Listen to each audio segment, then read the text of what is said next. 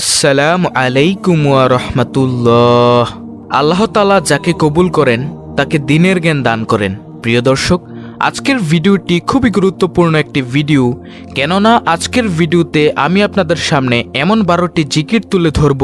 আপনি যদি 12টি জিকির করে মৃত্যুবরণ করেন, মহান আল্লাহ রব্বুল আলামিন আপনাকে মৃত্যুর পর সাথে সাথে জান্নাতে প্রবেশ করাবেন ইনশাআল্লাহ।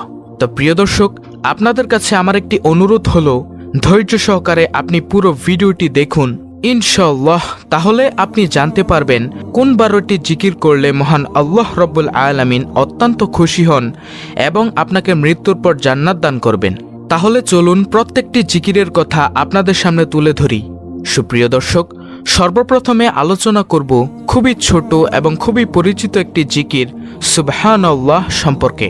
একবার হযরত ওমর রাদিয়াল্লাহু আনহু হযরত আলী রাদিয়াল্লাহু আনহুর নিকট প্রশ্ন করেছিলেন, আমরা লা ইলাহা ইল্লাল্লাহ এর অর্থ জানি, কিন্তু সুবহানাল্লাহ এর তাৎপর্য কি? তখন হযরত আলী রাদিয়াল্লাহু আনহু জবাব দিয়েছিলেন, আল্লাহ তাআলা এই বাক্যটি নিজের জন্য পছন্দ করেছেন, তিনি এই বাক্যটি দ্বারা সন্তুষ্টি হন। এই বাক্যটির জিকির আল্লাহ তাআলার মহান দরবারে অত্যন্ত পছন্দনীয়। অর্থাৎ যে ব্যক্তি সুবহানাল্লাহ সুবহানাল্লাহ জিকির করে তার প্রতি মহান রব্বুল আলামিন সন্তুষ্টি থাকেন। সুবহানাল্লাহ। হযরত সাদ ইবনে আবি ওয়াক্কাস রাদিয়াল্লাহু আনহু বলেন, আমরা রাসূল সাল্লাল্লাহু আলাইহি ওয়াসাল্লামের নিকট ছিলাম। তিনি বললেন, তোমাদের কোনো ব্যক্তি প্রত্যেক দিন 1000 নেকি অর্জন করতে সক্ষম কি? তন্মধ্যে একজন বললেন, আমাদের মধ্যে কোনো ব্যক্তি কিভাবে 1000 নেকি অর্জন করবে? তখন রাসূল সাল্লাল্লাহু আলাইহি ওয়াসাল্লাম বললেন, 100 বার সুবহানাল্লাহ বললে তার জন্য 1000 নেকি লেখা হবে, অথবা তার 1000 পাপ মোচন করা হবে। আল্লাহু আকবার। মুসলিম শরীফ, মিশকাত। তো পরিশেষে আল্লাহ তাআলার পবিত্রতা বর্ণনা করেছেন ফেরেশতারা, যার বাস্তব শিক্ষা কোরআনুল কারিমে তুলে ধরা হয়েছে। রাসূল সাল্লাল্লাহু আলাইহি ওয়াসাল্লামের হাদিস দ্বারা ফজিলত বর্ণনা করা হয়েছে।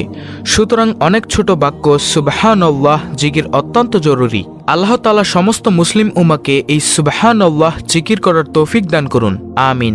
দ্বিতীয়ত যে জিকিরটির কথা বলবো সেই জিকিরটি হচ্ছে আলহামদুলিল্লাহ। আলহামদুলিল্লাহ অর্থ হচ্ছে মহান রব্বুল আলামিনের শুকরিয়া আদায় করা। মহান রব্বুল আলামিন পবিত্র কোরআনুল কারিমে ঘোষণা করেন, আমার যেই বান্দা বান্দি আমার নিয়ামত পেয়ে শুকরিয়া আদায় করে না, আমি তাদের নিয়ামতকে ছিনিয়ে নেই। আর যদি আমার নিয়ামত পেয়ে শুকরিয়া আদায় করে, আমি তাদের নিয়ামত আরও বৃদ্ধি করে দেই।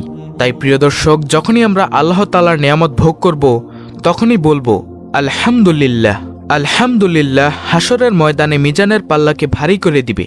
সুবহানাল্লাহ। তাই আমরা বেশি পরিমাণে আলহামদুলিল্লাহ জিকিরটি সব সময় করব। সুপ্রিয় দর্শক, তৃতীয় নম্বরে যে জিকিরের কথা বলবো সে জিকির হচ্ছে লা ইলাহা ইল্লাল্লাহ। এই জিকিরের ফজিলত সম্পর্কে হাদিসে এসেছে, হযরত মুয়াজ রাদিয়াল্লাহু আনহু থেকে বর্ণিত, রাসূলুল্লাহ সাল্লাল্লাহু আলাইহি ওয়াসাল্লাম বলেছেন, যে ব্যক্তি খালেস অন্তরে একনিষ্ঠতার সঙ্গে লা ইলাহা ইল্লাল্লাহ বলবে, সে জান্নাতে প্রবেশ করবে। মুসনাদে আহমদ।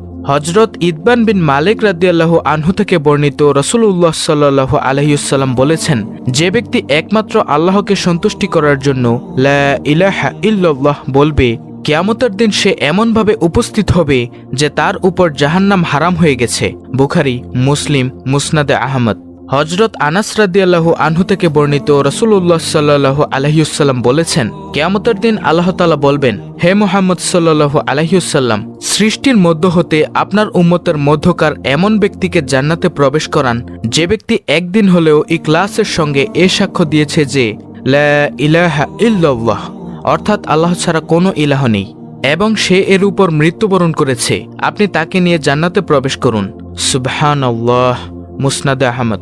সুপ্রিয় দর্শক, আমরা দেখতে পেলাম যে লা ইলাহা ইল্লাল্লাহ এর ফজিলত কত মর্যাদা সম্পন্ন। আল্লাহু আকবার। আল্লাহ তাআলা আমাদেরকে এই লা ইলাহা ইল্লাল্লাহ বেশি বেশি বলার তৌফিক দান করুন, আমিন।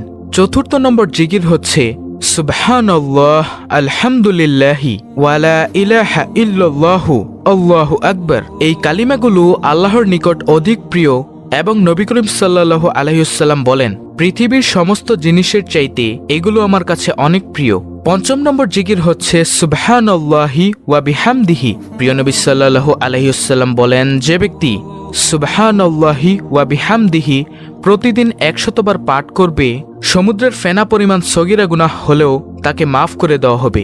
সুবহানাল্লাহ।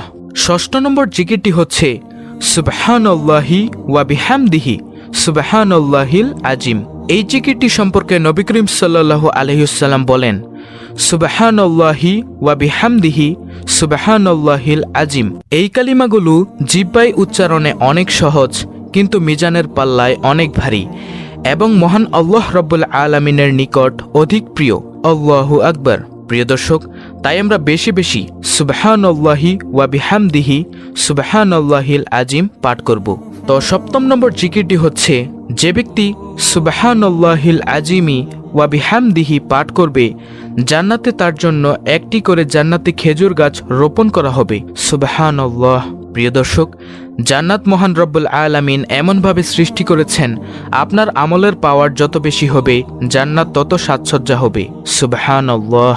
এই যে এখানেই তার প্রমাণ। প্রিয় নবী সাল্লাল্লাহু আলাইহি ওয়াসাল্লাম বলেন, যে ব্যক্তি সুবহানাল্লাহিল আজিমি ওয়া বিহামদিহি পাঠ করবে, প্রতিবারে তার জন্য একটি করে জান্নাতে খেজুর গাছ রোপণ করা হবে। সুবহানাল্লাহ। অষ্টম নম্বর জিকিরটি হচ্ছে, নবী করিম সাল্লাল্লাহু আলাইহি ওয়াসাল্লাম বলেন, লা হাওলা ওয়ালা কুওয়াতা ইল্লা বিল্লাহ। আর এই জিকিরটি হচ্ছে জান্নাতের গুপ্তধন সমূহের মধ্যে একটি গুপ্তধন। সুবহানাল্লাহ। যে ব্যক্তি লা হাওলা ওয়ালা কুওয়াতা ইল্লা বিল্লাহ এর জিকির করবে, মৃত্যুর পর সে এই গুপ্তধন পাবে, আর এই গুপ্তধন হচ্ছে জান্নাত।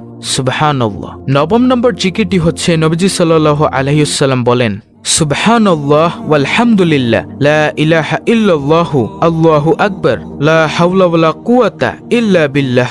আর এই কালিমাগুলো হচ্ছে অবশিষ্ট নেক আমলসমূহ। সুবহানাল্লাহ। আর দশম নম্বর জিকিরটি হচ্ছে, প্রিয় নবী সাল্লাল্লাহু আলাইহি ওয়াসাল্লাম বলেন, যে ব্যক্তি আমার প্রতি একবার দুরূদ পাঠ করবে, আল্লাহ তাআলা তার প্রতি 10 বার রহমত বর্ষণ করবেন। আর আপনি যে কোনো দুরূদ পারেন প্রিয় নবী সাল্লাল্লাহু আলাইহি ওয়াসাল্লামের উপর পড়তে পারেন।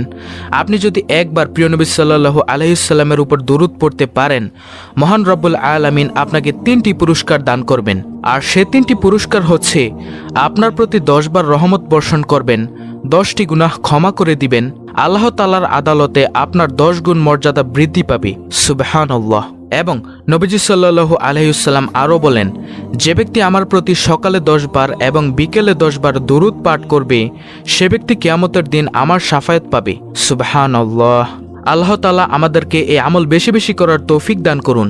আমিন। প্রিয় দর্শক, 11 নম্বরে যে জিকিরের কথা বলবো সেটা হচ্ছে বিসমিল্লাহ এর জিকির। এই জিকিরের এত ফজিলত, নবীজি সাল্লাল্লাহু আলাইহি ওয়াসাল্লাম বলেন, যে কোনো কাজের ক্ষেত্রে যদি বিসমিল্লাহ বলে শুরু না করা হয়, তাহলে ওই কাজটি হয় লেজ কাটার মতো। যেমনি ভাবে একটি লেজবিহীন প্রাণীকে ভালো দেখা যায় না, ঠিক কাজটিও তেমন হয়। আল্লাহ তাআলা আমাদেরকে এই বিসমিল্লাহ বলে কাজ শুরু করার এবং বিসমিল্লাহ জিকির করার তৌফিক দান করুন। যেই কাজের মধ্যে অথবা যে কোনো কাজের মধ্যে বিসমিল্লাহ বলে শুরু না করা হয়, ওই কাজের মধ্যে শয়তান ঢুকে যায়। আল্লাহ তাআলা আমাদেরকে বোঝার তৌফিক দান করুন। আর সর্বশেষ 12 নম্বরে যে জিকিরের কথা বলবো সেটা হচ্ছে আল্লাহু আকবার। আল্লাহু আকবার মানে হলো আল্লাহ সবচেয়ে বড়। যে ব্যক্তি আল্লাহ তাআলাকে সবচেয়ে বড় মানে, তার দুনিয়াতেও কোনো টেনশন নেই, আখিরাতেও কোনো টেনশন নেই, মানে দুজাহানেই কোনো টেনশন নেই। মহান রব্বুল আলামিন তাকে মৃত্যুর পর জান্নাত দান করে তার প্রতিদান দিয়ে দিবেন। সুবহানাল্লাহ। প্রিয় দর্শক, এই 12টি জিকির আমি আপনাদেরকে আবার বলছি, আপনারা চাইলে লিখে রাখতে পারেন। নম্বর 1 সুবহানাল্লাহ, নম্বর 2 আলহামদুলিল্লাহ, নম্বর 3 লা ইলাহা ইল্লাল্লাহ, নম্বর 4 সুবহানাল্লাহ আলহামদুলিল্লাহ ওয়ালা ইলাহা ইল্লাল্লাহু আল্লাহু আকবার, নম্বর 5 সুবহানাল্লাহি ওয়া বিহামদিহি, নম্বর 6 সুবহানাল্লাহি ওয়া বিহামদিহি সুবহানাল্লাহিল আজিম, নম্বর 7 সুবহানাল্লাহিল আজিমি ওয়া বিহামদিহি, নম্বর 8 লা হাওলা ওয়ালা কুওয়াতা ইল্লা বিল্লাহ, নম্বর 9 সুবহানাল্লাহ ওয়ালহামদুলিল্লাহ লা ইলাহা ইল্লাল্লাহু আল্লাহু আকবার ওয়ালা হাওলা ওয়ালা কুওয়াতা ইল্লা বিল্লাহ, নম্বর 10 প্রিয় নবী সাল্লাল্লাহু আলাইহি ওয়াসাল্লামের উপর যে কোনো দুরূদ, নম্বর 11 বিসমিল্লাহ, নম্বর 12 আল্লাহু আকবার, সুপ্রিয় দর্শক, এই 12টি জিকির যদি আপনারা অন্তরে খালেস নিয়তের মাধ্যমে পাঠ করতে পারেন, ইনশাআল্লাহ অনেক অনেক ফায়দা হবে। হাসরের ময়দানে আপনার মিজানের পাল্লাকে অনেক ভারী করে দিবে এই আমলগুলো ইনশাআল্লাহ। মহান আল্লাহ রাব্বুল আলামিন আমাদের সকলকে উপরোক্ত আমলগুলো করার তৌফিক দান করুন। আমিন।